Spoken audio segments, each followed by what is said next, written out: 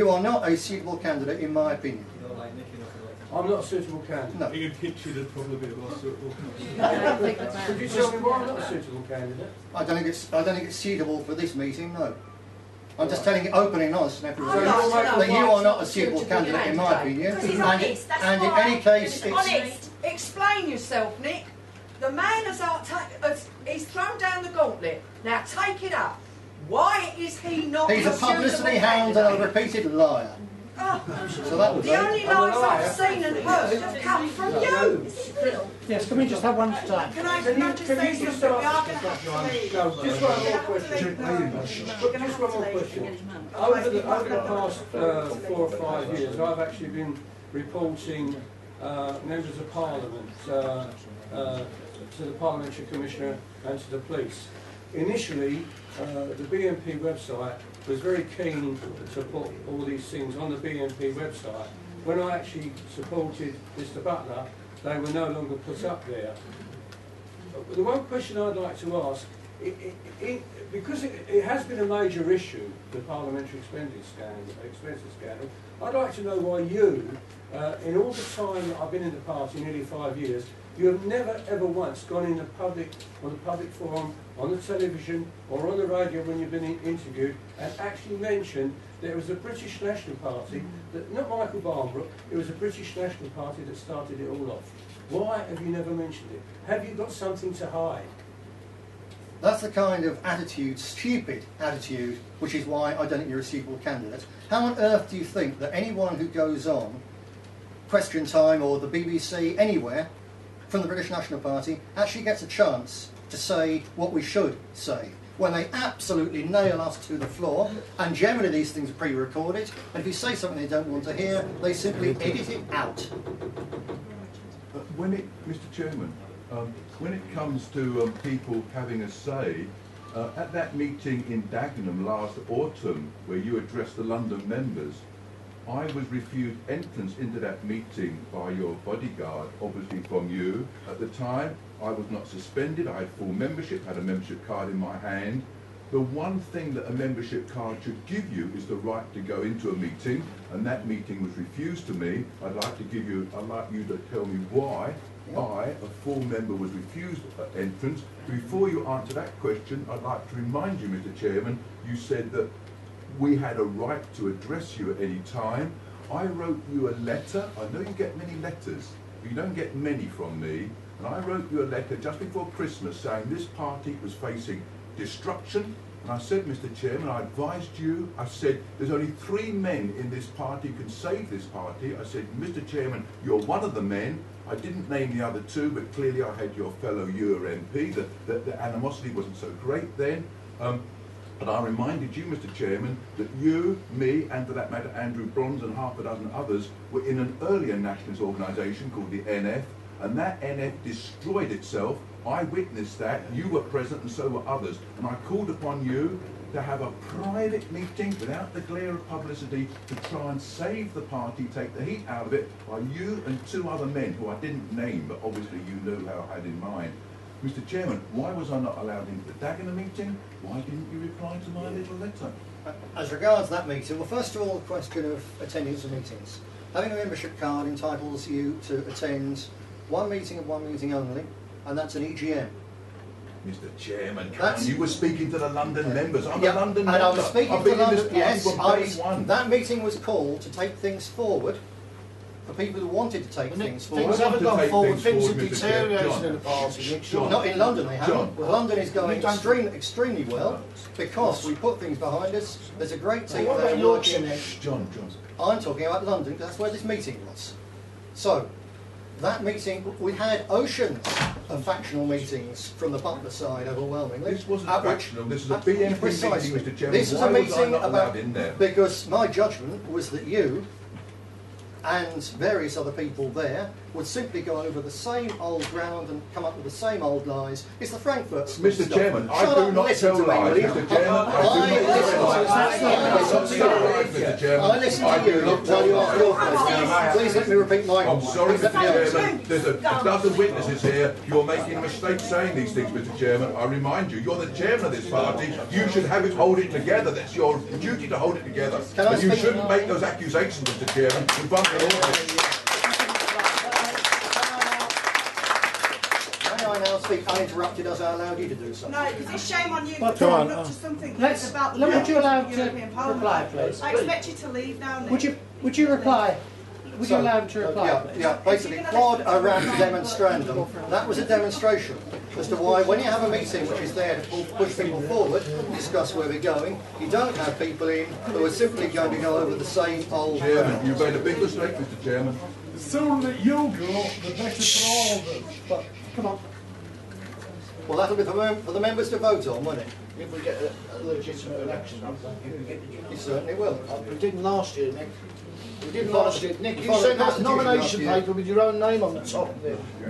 That's you If said you'd asked the no. question earlier before people left, I could explain that why that was a We didn't have a necessity. chance. It was a pity you never came in when you were here. Because I wasn't told it was here. I don't So know you spoke what to you us, Nick, think in a you've unit, only a achieved unit. or what you think you are achieving. There's two things that have got a short life. Greed and ego. You are killing this party from inside. Nick, you are not the party. I know I'm not. We are. Oh, No, you people might here are not the say party. it. You are part of the party. We are. You are part We of the party. are, all of us, the party. United we stand. You've created a division in this party. I never thought I would see the day when an Englishman would stoop so low.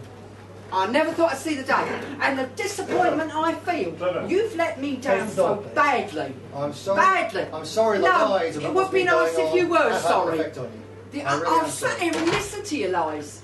You've sat here and told lies about incidents that I've been... That meeting over Dagenham, over Barking, I was there. Yes, I The know. bouncers tried to keep me out. Right. They couldn't.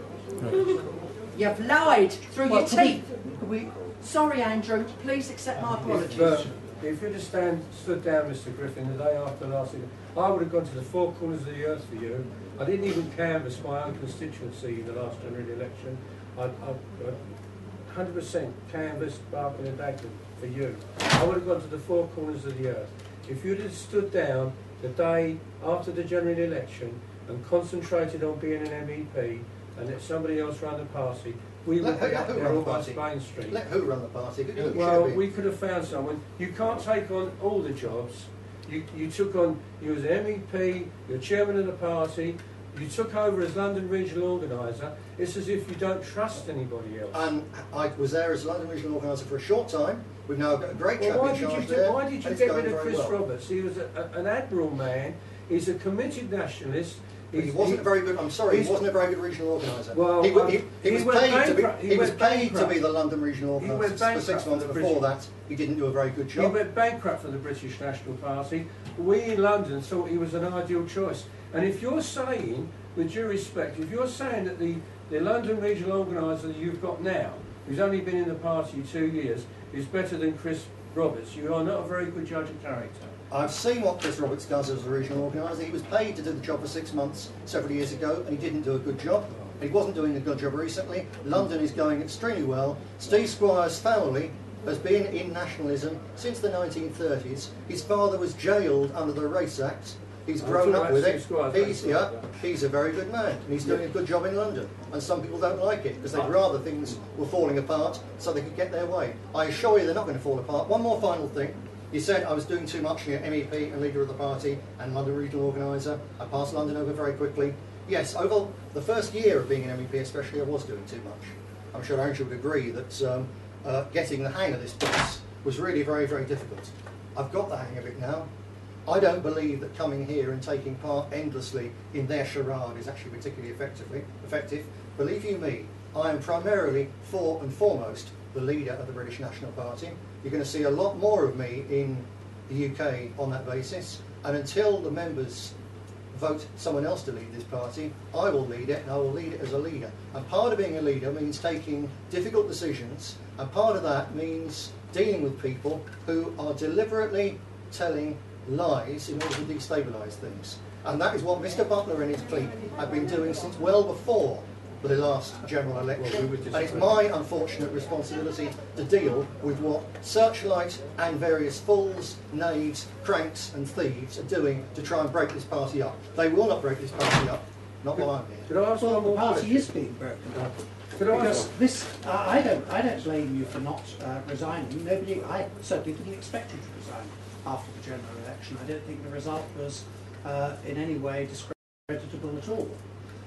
My criticism of you is that when faced with a leadership challenge that would very easily have been beaten, and indeed didn't even get as far as the election stage, it was turned into a civil war.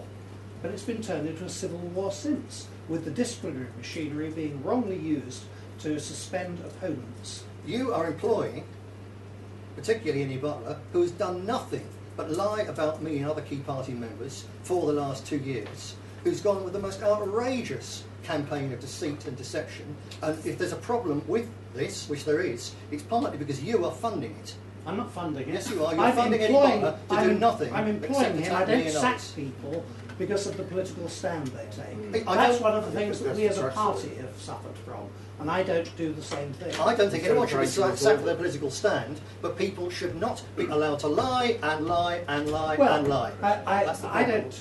don't look at the content of that. Well, you should do, because you're responsible for it, No, because I'm you're not funding it, responsible. Andrew. I'm not responsible. You're funding it to do it. There's No, I'm nothing not. whatsoever to do with it, Mr Griffin. Yes. Can I ask one further Harrogate question? College wasn't funding the NF all those days ago when I was chairman. I was employed by them. It's a completely. Well, he's not doing any European work. Well, he's absolutely doing some European Can work. I ask We're a doing very- something on coastal erosion at the moment. He was working on my latest newsletter earlier. You don't know what he's doing for it. I'll tell you the person who isn't doing anything, Adam Walker. Adam Walker, you ask him to do a simple task and he doesn't do it. I can't name a single thing that he's done for the UR. And he was mentioning to me that whenever he sends things to you, to your emails, he doesn't get a reply. Oh, he does get a reply. He absolutely gets replies. On one occasion, he instructed Martin Wingfield to stop putting my stories up on the blog. He got a reply to that, I can assure you. You know, he doesn't send emails to me at all. I've had about 2 or 3 over the last 6 months. Can you remember any others? Well, I don't know. He doesn't, I don't certainly know. doesn't send us the research. We need to go on to really put these two together. Can I just ask one quick question? No, you've asked quite a lot. I You don't really think must up go. my lies instead of saying they're lies. You haven't rebutted one lie, have you? Have you? Have you? No, because... Because you can't, because they're not lies, Mr. Griffin. Of course they are. Rebut one then. Rebut one lie. Go on. Now, rebut one lie. That I stole £300,000. I didn't say That came from you I didn't say earlier. that. Where did I've you never show me stolen where I've it. said that? You show me where I've said Oh, it. you've told it to people time and time You again. all show me around where the I've said place. it. You No, tell me everybody you can show me show where something I've down. said Go down to lunch it. You tell me something It's in the blog I've lied. Not one thing. I One thing. don't look at your blog. Oh, what? You don't. You spend all your life looking half at the it. time, Nick. Oh, what? You've pasted You say I tell lies on Yeah, my blog. you have. What Yeah. lies on my blog? No lies on my blog. Go on, one. One line, Nick. One lie. One lie. Send me some sheets of it and I'll look at it. Why do you say I lie?